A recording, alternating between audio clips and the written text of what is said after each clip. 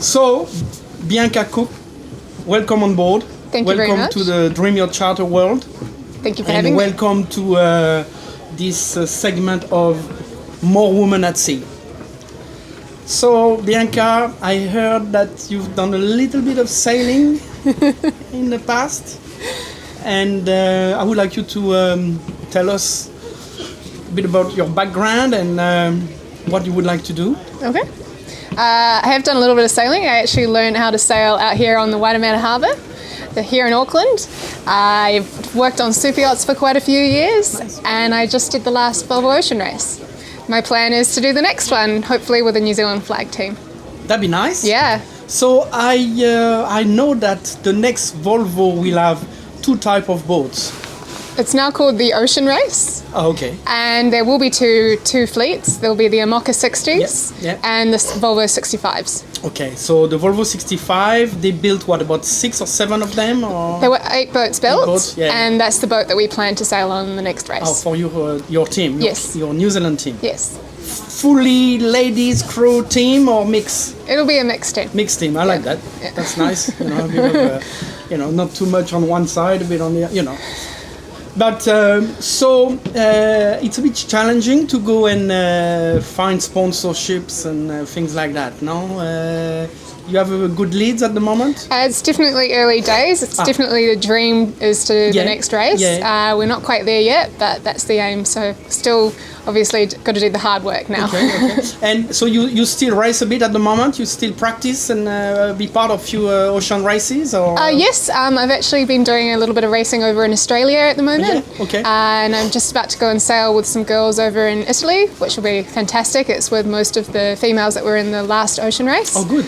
So I'm really looking forward to just getting back out on the water again. Yeah, I saw that Liz was in Alicante. Mm-hmm. Is she? Yeah, Liz was in Alicante. She's doing the European tour with Axo Nobel at the moment, yeah. Oh, fantastic. She never stops. No, she's pretty impressive. I remember when she went to France about, maybe 20 years ago now, she went there and she started to race, do the mini transat and the Figaro and all the crazy stuff over there, single-handed. Yeah, she's pretty impressive. Yeah, no, she's quite good. And what about single-handed for you? To be honest, I'm much more of a team player. I prefer team sport. Yeah. I think solo sailing is absolutely amazing, but it's not really for me.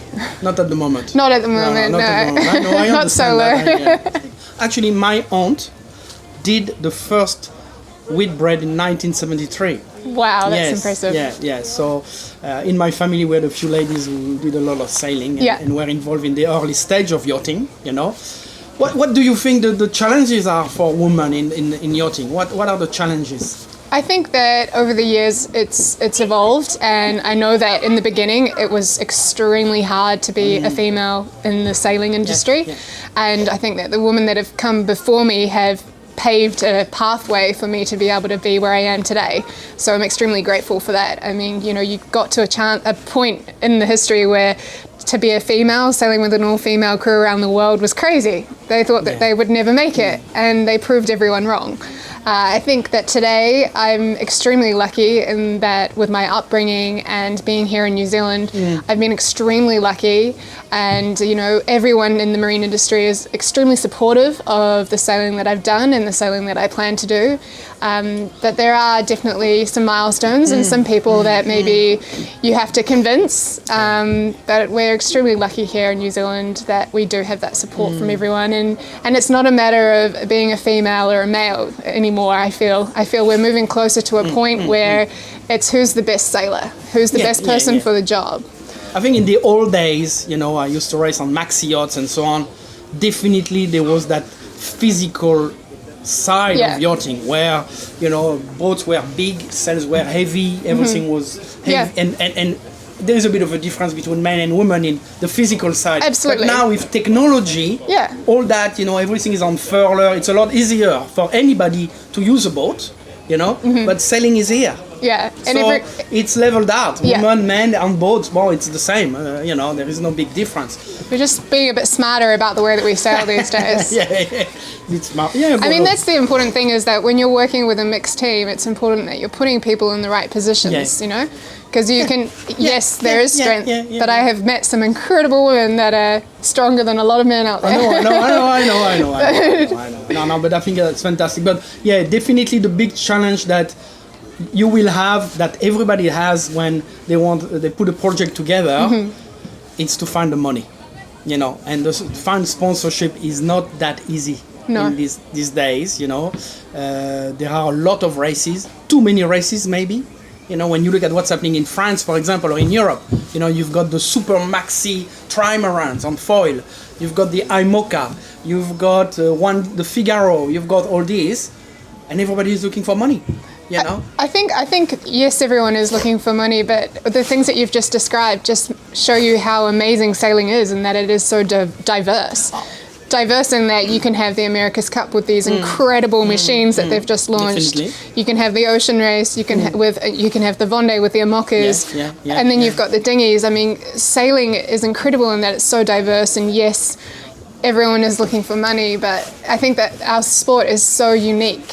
What about cruising? I enjoy cruising nowadays. You know, I love it. Everybody thought, you know, you're a racer and so on, you go in cruising. I love cruising. You know, like with Dream Yacht Charter, for example, we've got like 60 locations worldwide.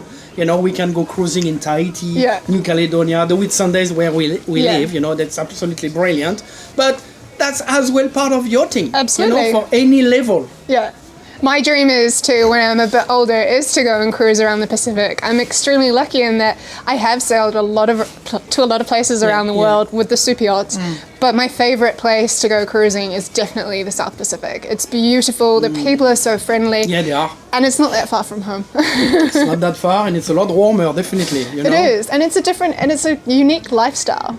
It is unique lifestyle because you're not anymore connected to your iPhone, your iPad, your internet, your bills, your anything. You forget about everything. When you do the Volvo, you're on the lake for 20 days. Yeah. You know?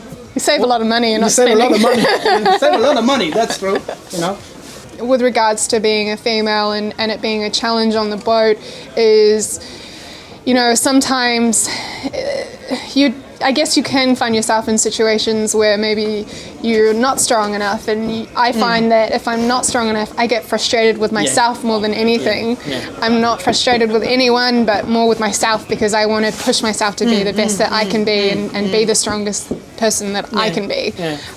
There's definitely situations where you find yourself maybe a little bit complacent, and there are challenges with being a female on boats sometimes, but I think that it's important not to focus on that, but to kind of reflect on what we can do differently and how we can kind of move forward as females in the sport.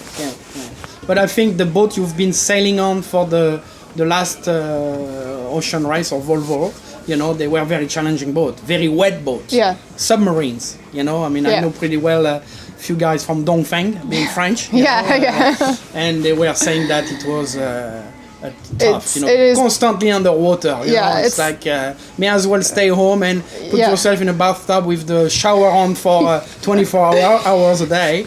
But, you know, it is like a constant fire hose that is smacking you in the face. And the stress that it's not just a physical race, it's also a mental race as well. So even though your body is getting to a point where you're like, I don't know how much further I can push this, your mind is also sometimes doing the same. But the thing about it being a team sport is that it's incredible that, you know, you can be having a bad day, but somebody will pick up on that and encourage you and push you and make you, you know, be a better sailor for it. Definitely. You know, and the physical side, we've been a long way since the 80s, 90s, where everything was heavy, and now everything is carbon fiber. You know, so light to pick up and pull down and so on. So it's definitely better for everybody. You know.